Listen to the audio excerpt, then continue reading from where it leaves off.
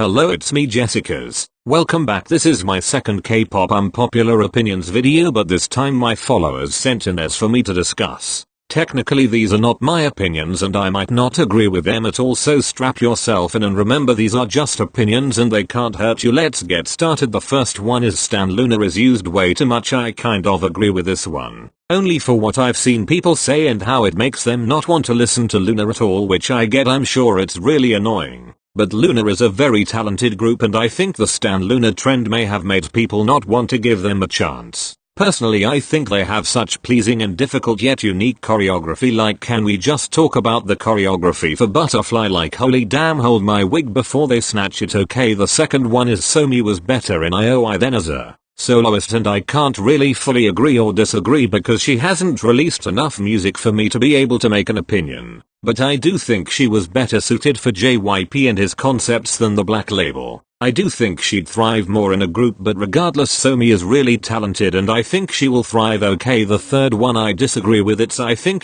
Dawn isn't as good solo. I think he was better as a member. I highly disagree. Yes, Pentagon is an amazing group with or without Dawn, but Dawn has such a unique rap style and look, and he's what drew many people into Pentagon because he was center for Shine and was really quirky and cute, and honestly I think he will thrive as a soloist. Personally, I still love and listen to Pentagon even without him. He was my bias in the group and I will continue to support him throughout his career, and I'm happy he signed with P Nation. Okay, hold on to your wigs and don't spill your tea. The fourth one is Kpop isn't just Blackpink and BTS. Yes, I agree. I first started listening to K-pop in 2007 and 2008 and I watched Shine's debut stage, and I agree many people seem to think K-pop is only BTS and Blackpink, and if you only like those groups that's perfectly fine, but you should always be open to explore other groups. There are many talented groups out there and you're bound to like more than one of them. But if you ask someone on the street about K-pop who doesn't really like or know it, they are probably gonna say something about BTS or Blackpink, and that's the tea. I'd give other groups a chance. You never know, you may find a new group to stan. Okay, so this one I'm half and half on. ITZY has some of the sickest choreography. Yes, I do agree they have unique and difficult choreography, but they do that thing where they use a same dance move, which is fine, like in Dalla Dalla, and IC is just one example, but ITZY has amazing stage presence,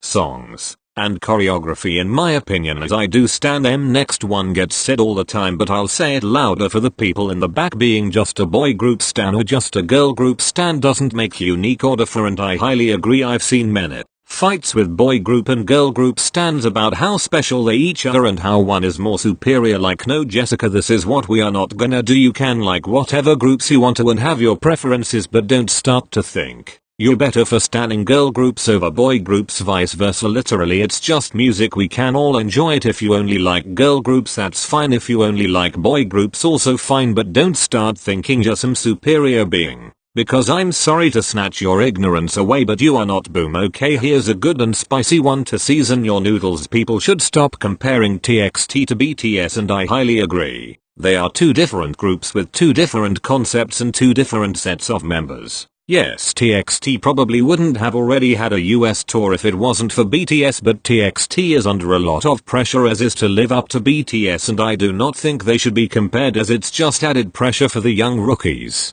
Personally, I think TXT is completely different from BTS and vice versa. They are both separate groups from the same company and shouldn't be compared, especially in a negative way. Okay, next one, since I stopped counting LOL anyway, there shouldn't be a visual in a group because everyone's visual in a group is different. Okay, like this is worded weird, but I think they mean preference, like who each individual finds attractive, but visuals are picked on careers, ideas, beauty standards, so maybe that's why you feel that way. I personally think it's smart to have a visual or many in a group, even though I don't find really any members unattractive. I see why they do it. That one was messy to explain. Okay, speaking of beauty standards, someone asked me to talk about how much pressure is put on idols due to Korean beauty standards and how they should act. It does sometimes make me worry and upset at how I know a lot of idols have to always constantly diet or get bashed for weight. Like what happened to Kyla from Pristin. She was bullied for not being the ideal body type, and that is just messed up. She's so beautiful and talented, and I'm sure she felt a lot of pressure, but to me being underweight is more worrisome. Personally, I'm underweight for my height, but I don't think there should be so much pressure put on idols for weight and looks.